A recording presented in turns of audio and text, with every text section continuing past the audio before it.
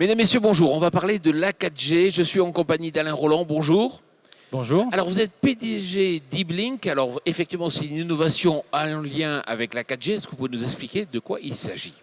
Iblink est situé dans l'Essonne et l'innovation que nous avons développée concerne la 4G et nous avons développé un système sans fil qui s'intègre dans les infrastructures télécom des opérateurs mobiles au sein des stations de base qu'ils implantent pour que vous puissiez communiquer avec vos tablettes ou vos smartphones.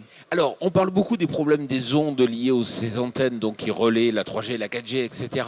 Vous êtes plutôt partisan de dire, plutôt que d'avoir une seule antenne qui couvre une grande zone avec une force, une puissance élevée, mieux vaut avoir de multiples antennes avec des puissances moins élevées? Oui, surtout, il faut voir comment les réseaux vont évoluer.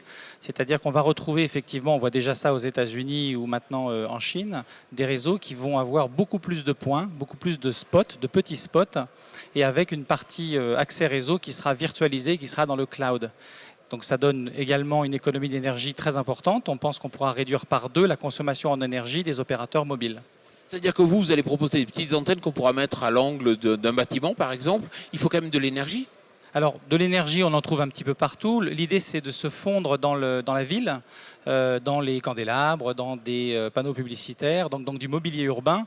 Et on a quasiment tout le temps de l'énergie. J'insiste aussi sur le fait qu'à terme, on aura, avec les énergies photovoltaïques, des systèmes qui seront quasi autonomes avec les progrès technologiques qui sont faits dans ce sens. Est-ce que vous travaillez déjà avec des opérateurs dans le cadre de la 4G? Oui, tout à fait. Aujourd'hui, on travaille avec les opérateurs français, essentiellement le premier opérateur qui est sponsor chez vous aujourd'hui. Donc on a une centaine de systèmes installés chez cet opérateur. Hier encore, au Stade de France, on avait un système qui permettait de tester un certain nombre d'antennes pour donner de la capacité au public. Je crois que vous avez ouvert une filiale en Californie? Oui, on s'est installé en Californie parce que les 4 opérateurs américains, les 4 plus grands, Verizon, Sprint, T-Mobile et AT&T, nous ont demandé de lancer des pilotes dans le cadre justement de la multiplication de ces petits points qui sont très difficiles à trouver avec du câble.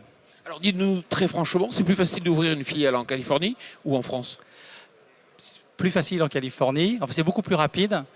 D'abord, même dans l'écosystème, les grands opérateurs sont beaucoup plus rapides dans les décisions.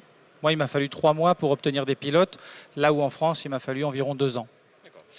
Vous avez fait un appel de fonds, je crois que vous avez levé beaucoup d'argent depuis le début.